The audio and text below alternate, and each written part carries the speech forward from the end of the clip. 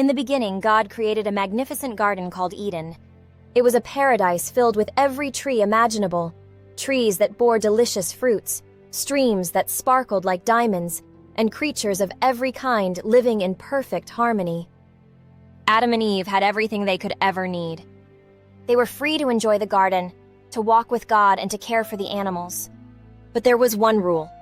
Now, among the creatures in the garden was the serpent, the craftiest of them all.